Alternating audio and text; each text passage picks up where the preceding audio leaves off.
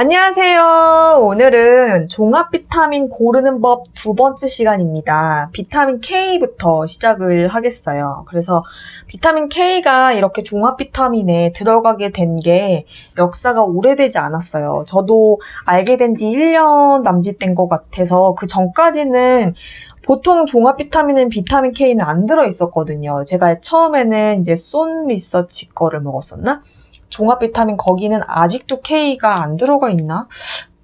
리뉴얼 되면서 추가됐나? 뭐 하여튼 비타민 K 들어있는 거를 찾느라고 초반에는 좀 힘들었어요. 리뉴얼 되는 게 돈이 들어가니까 이제 회사에서 기존에 팔던 거를 팔기 위해서 K를 계속 안 집어넣더라고요. 그래가지고 K 들어있는 제품을 찾기가 좀 힘들어서 그때는 K를 따로 제품을 구입을 해서 또 먹기도 했었고, 비타민 K는 뭐 혈액 응고의 역할도 하고요. 뼈 건강, 심혈관 건강에 굉장히 도움이 돼서 왠지 이 표시가 하트 모양이잖아요. 이게 약간 심장을 약간 표시한 게 아닐까 생각을 해봤습니다. 혈액 응고, 뼈 건강, 심혈관 건강에 도움이 된다. 그래서 칼슘만 드시지 말고 칼슘, 비타민 D, 비타민 K를 골고루 같이 섭취를 해주셔야 칼슘의 흡수를 좀 증진을 시킬 수가 있는 세트가 되겠습니다. 비타민 K는요, 하위에 유형이 여러 개예요. 비타민 K1, 비타민 K2, K3, K4, K5 막 이런 식으로 계속 하위 유형이 있어요. 그래서 그 안에 이제 옆에 부연 설명 잘 읽어보셔야지 돼요. 비타민 K 중에서도 비타민 K2가 들어가 있다. 아니면은 뭐 비타민 K 몇이 들어가 있다. 이런 식으로 표현이 되어 있으니까 그거를 잘 살펴보시면 좋고, 비타민 K2가 보통 들어가 있거든요. 근데 비타민 K2 중에서도 하위 유형이 또 있어요. 비타민 K1은 필로퀴논, 비타민 K2는 메나퀴논. 그래서 MK가 약자예요. 메나퀴논 또 1, 2, 3, 4 막 이런 식으로 있나 봐요. 하위 유형이 있는데 그 중에서 연구가 많이 진행되고 주로 우리 몸에서 좀 더 효과적이라고 알려진 게 MK4와 MK7이 있어요. 근데 그 두 개를 연구한 연구들이 좀 있더라고요. 근데 이제 더 좋다고 알려진 거는 MK7이라고 기억을 해주시면 되고, 제가 먹고 있는 제품의 경우에는 얘는 MK7만 들어가져 있어요. 메나퀴논 7이라고 이렇게 딱 표기가 되어 있습니다. 180 마이크로그램이 들어가져 있는 제품입니다. 비타민 K2는 뭐 우리 몸에서 합성이 될 수도 있고 어떤 뭐 박테리아가 합성을 할 수도 있는데, 결과물로 나오는 K2의 형태가 MK4와 MK7이 주로인가 봐요. 어디서 추출하냐? 보통 주로 K2 메나퀴논 같은 경우에는 낫또라든지 메주콩 이런 식으로 발효된 콩에서 많이 이제 발견이 되고요. 우리 대장에 있는 박테리아가 합성을 하기도 한다고 합니다. 시중에 판매되고 있는 MK7이 주로 다 콩에서 추출을 한대요. 발효된 콩, 낫또나 이런 거에서 추출하기 때문에 콩 알러지가 있으신 분들은 좀 알러지 반응이 있을 수 있다고 해요. 근데 아직까지는 콩 말고 다른 거에서 추출한 MK7이 판매되지 않고 있나 봐요. 참고하시면 좋을 것 같고, 콩 알러지 있는 분들 때문에 계속 연구는 진행하고 있다고 합니다. 다른 식품원에서 추출할 수 있는 방법을 연구하고 있다고 하고, 이 K2, MK7과 MK4는 둘 다 완전히 흡수가 된대요. 우리가 섭취했을 경우에 거의 완벽하게 흡수가 되고, MK4 같은 경우는 먹은 지 2시간 후에 혈중 농도가 가장 높고, MK7 같은 경우는 먹고 나서 4시간 후에 가장 혈중 농도가 높대요.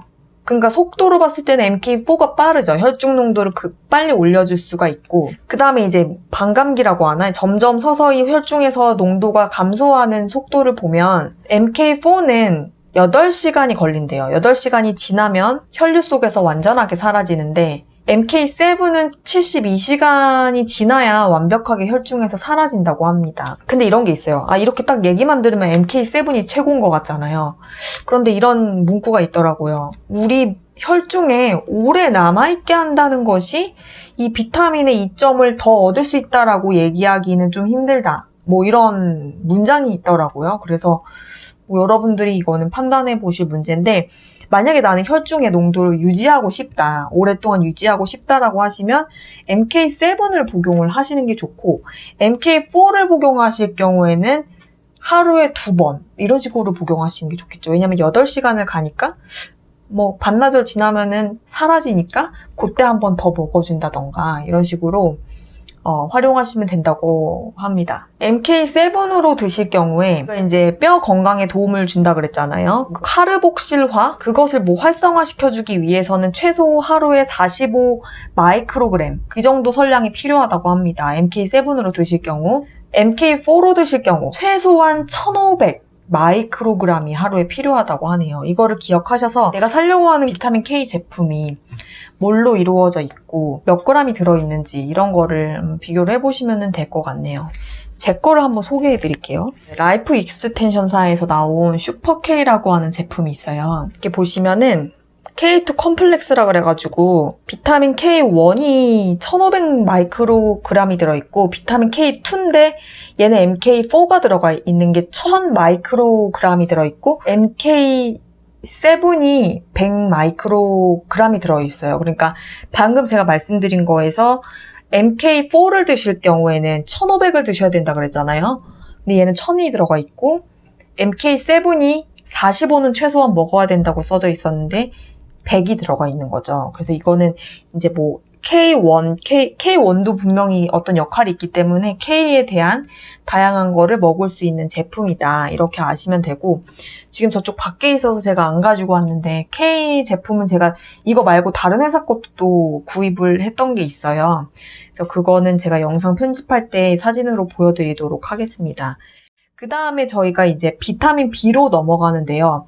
비타민 B는 내용이 좀 많아가지고 최대한 해보겠습니다. 비타민 B1은요, 티아민이라고도 많이 불리는데, 비타민 B는 이제 수용성이다 보니까, 고용량을 먹었을 때 큰 독성은 뭐 밝혀진 게 없어요. 그렇기 때문에 최대 허용치, 아까 제가 UL이라고 말씀드린 최대 허용치가 확립된 게 좀 없더라고요. 비타민 B군 같은 경우는. 비타민 B군은 주로 우리 몸에서 대사에 어떤 관여를 하는 코엔자임으로 효소로 작용을 하거나 에너지 대사에 주로 관여를 많이 하기 때문에 우리가 비타민 B 하면은 피로회복, 에너지를 주는 어떤 그런 성분으로 알고 계실 거예요. 섭취하는 시간도 비타민 B만 따로 드시고 계신 분들은 오전에 드시는 게 조금 더 효과를 체감하실 수 있다고 합니다. 밤에 드시는 것보다 에너지 대사에 관여를 하기 때문에 활력을 조금 준다랄까?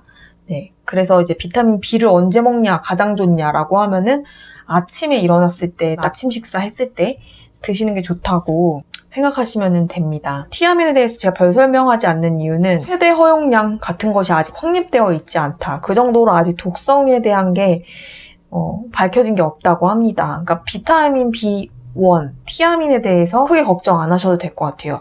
주로 약국에서 판매되고 있는 국내 제품 비타민 B 컴플렉스 제품에 들어있는 함량을 보면 100mg만이 들어가 있더라고요. 제 거는 85mg 들어가 있네요. 그리고 두 번째로 보실 게 비타민 B2, 리보플라빈. 마찬가지로 티아민처럼 어떤 대사에 관여를 하는 코엔자임으로 그리고 영양분을 에너지로 전환하는 대사 과정에 관여를 하는 효소라고 보시면 되고 비타민 B6가 활성 형태로 변환하는 데에도 필요하고요. 비타민 B2가요. 트립토판이 우리 몸에서 나이아신, 그러니까 비타민 B3로 바뀌는 데에도 관여를 한다고 합니다. 그래서 우리가 꼭 필요한 성분이지만 얘 역시도 고선량에 대한 부작용 보고, 독성 보고가 없어요. 그러니까 많이 복용을 하셔도 소변으로 배출이 된다라고 보시면 되고 얘를 이제 많이 먹으면 아까 에너지 대사에 관여를 한다라고 그랬기 때문에 우리가 피로 회복제로서 복용을 하는 거라고 많이 알고 계실 겁니다. 비타민 B3는 나이아신이라고 부르고요. 트립토판이라고 하는 아미노산으로부터 생산해낼 수 있는 유일한 비타민이래요. 그러니까 우리 몸에서 체내 합성할 수 있는 유일한 비타민. 보통은 니코틴산이라고도 알고 계시고 니코틴 아마이드, 나이아신 아마이드 뭐 이런 식으로 다양하게 이름이 붙여져 있을 거예요. 비타민 B3는 형태가 다양하기 때문에 그렇게 붙여진 거고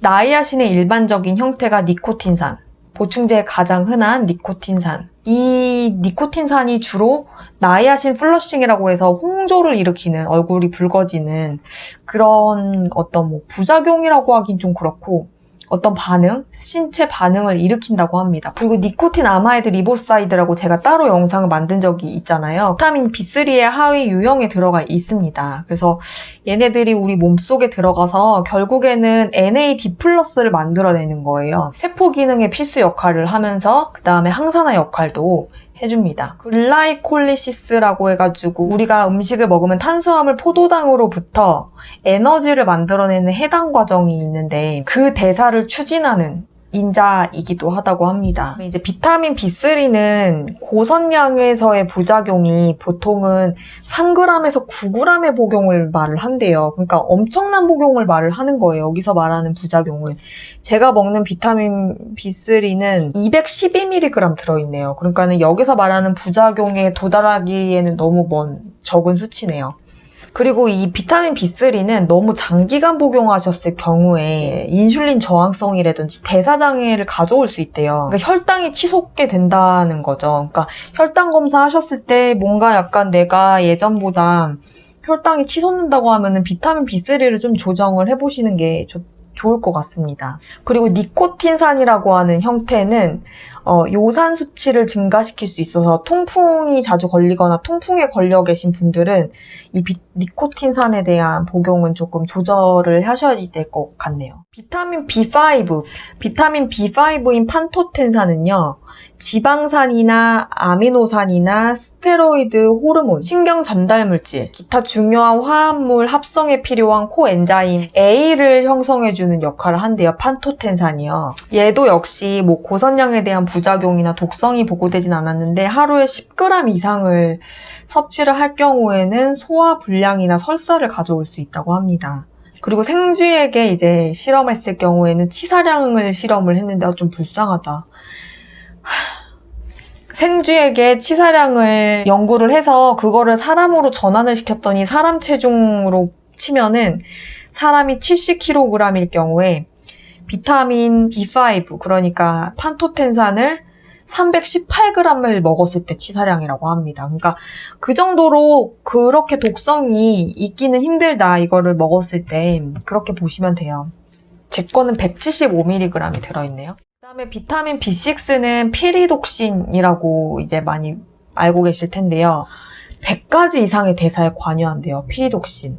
얘는 여러 가지 대사에 관여하는데 굉장히 주목할 기능 중에서 적혈구를 생성하는 데 도움이 준다고 하고요. 이제 탄수화물을 저장할 때 우리가 이제 글리코겐 형태로 포도당을 저장을 하잖아요. 그 전환하는 과정에 또 피리독신이 관여를 한다고 합니다. 그리고 백혈구 형성에도 도움이 된다 그래요. 자연적으로 섭취하는 비타민은 절대 독성이 없는데 우리가 이런 보충제 형태로 드시게 될 경우에 피리독신 같은 경우는 매일매일 2000mg 이상을 드실 경우인데 피리독신은 제 거는 250mg 들어있네요. 2000mg 이상을 매일매일 드셨을 경우에 감각신경의 손상, 피부 병변에 이제 어떤 부작용이 있을 수 있다고 합니다. 그리고 모유수유를 하고 계신 여성분들이 피리독신을 복용하실 경우에 생산을 억제한다고 합니다. 비타민 B7은 비오틴이라고 부르는데요. 우리가 머릿결에 좋다고 이야기를 하죠.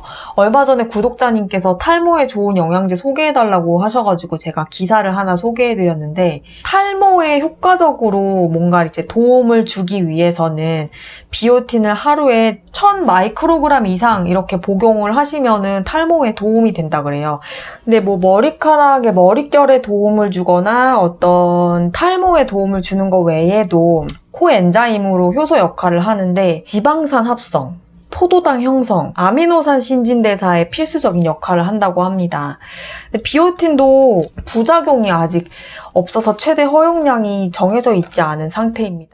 그 다음에 B9이라고 하는 엽산의 경우는 우리 몸에서 역시 코엔자임으로 작용을 하고 세포 성장, DNA 형성, 아미노산 신진대사에 필수적이고 그렇기 때문에 이제 우리가 임신을 하신 분들이 엽산을 꼭 먹어야 된다고 하시잖아요. 급발육하는 그 시기에는 중요한 역할을 하는 성분이라고 합니다. 그래서 유아기 또는 이제 임산부들이 반드시 섭취를 해주셔야지 되는 빠른 세포 분열, 급성장 기간에는 꼭 이제 섭취를 신경을 써주시는 게 좋다고 합니다. 그리고 적혈구랑 백혈구 형성에 필요하기 때문에 이게 부족할 경우엔 빈혈을 좀 초래할 수 있다고 하네요. 그 폴릭 애시드가 합성 형태고 폴레이트가 이제 식품에 들어가져 있는 자연적인 형태의 비타민 B9인데 엽산인데 이 폴릭 애시드라고 하는 합성이 고용량일 경우에 이제 부작용이 있다라고 하는 우려의 이야기가 있다고 합니다. 일부 과학자들이요.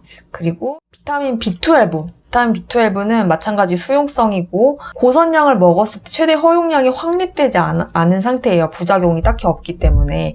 그러니까 남으면 소변으로 배출이 된다고 보시면 되고 일반적으로 비타민 B군을 먹었을 때의 부작용으로 보신다고 하면은 홍조라든지 화농성 여드름 아니면 뭐 그냥 여드름, 피부 트러블 이런 것들이 이제 대표적인 고선량을 먹었을 때의 부작용으로 보실 수가 있는데 그런 부작용이라고 하는 것조차도 연구에서 보면 이제 우리가 비타민을 먹어서 생긴 부작용보다도 주사로 주입했을 경우, 고선량을 주입했을 경우의 부작용으로 보고된 거라서 혹시 주사로 이제 비타민을 맞으시는 분들은 참고를 하시면 좋을 것 같네요.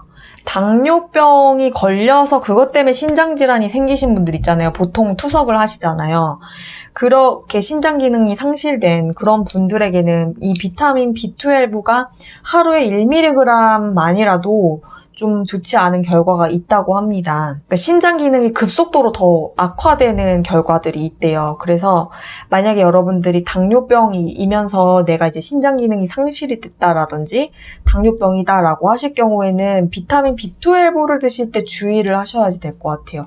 영양제를 꼭 이렇게 함량을 보시면서 내 증상이 지금 좀 당뇨병이다. 그럴 때는 비타민 B12 너무 고선량 드시는 거는 좋지 않을 수 있어요. 제 거 같은 경우도 비타민 B12가 1000 마이크로그램 그러면 1mg이거든요. 당뇨가 있으신 분들에게는 좋지 않은 영양제가 될 수 있겠죠, 얘가. 그리고 또 있어요. 고선량을 비타민 B12를 드시는 경우에 심장마비라든지 뇌졸중 그리고 사망의 위험이 높았다라는 연구 결과도 있습니다. 비타민 B12는 임산부에 대한 연구도 있는데 이제 임산부를 실험한 게 아니라 나중에 아이가 태어난 다음에 이제 설문조사식으로 이제 보통 그렇게 임산부들은 조사를 하는데 비타민 B12의 고선량을 드셨던 임산부들의 자녀들 중에는 자폐 스펙트럼 장애를 가지고 있는 아이들의 출산율이 높았다고 하네요. 1257쌍의 모녀를 이제 분석을 한 거고 태어날 때 혈액에서 메틸코발라빈의 수치도 추출을 했고 산모들이 임신 기간 중에 먹은 비타민에 들어있는 메틸코발라민의 수치를 이렇게 대조를 해서 비교를 한 연구인 것 같아요. 근데 너무 부족해도 안 좋아요. 비타민 B12가 일주일에 2회 이하 먹은 그룹이랑 일주일에 5회 이상 먹은 그룹에서 자폐 스펙트럼 장애가 많이 발견이 됐다고 합니다. 그러니까 적당량은 드셔주시는 게 좋다라고 해요. 비타민 B12의 섭취 권장량은 하루에 2.4 마이크로그램이라 그래요. 그러니까 제가 지금 먹고 있는 거는 진짜 고함량인 거죠. 권장량은 최소한의 그 양을 말한다 그랬잖아요. 그래서 여기 퍼센트로 보면은 16,667%가 들어있다라고 써져 있네요. 그 다음에 남아있는 것들이 이제 미량 원소들, 뭐 망간이라든지 아연이라든지 칼슘이라든지 이런 것들에 대한 거는 다음 영상에서 또 뵙도록 하겠습니다. 마지막에는 종합 비타민을 이렇게 제품들을 좀 비교하는 영상도 만들어 보도록 하겠습니다. 그럼 종합 비타민 현명한 선택을 위해서 조금이라도 도움이 되셨기를 바라면서 좋아요와 구독과 알람 설정 부탁드리도록 할게요. 주변 지인들에게도 제 영상 많이 소개해 주시고 다음 영상까지 건강하세요. 안녕!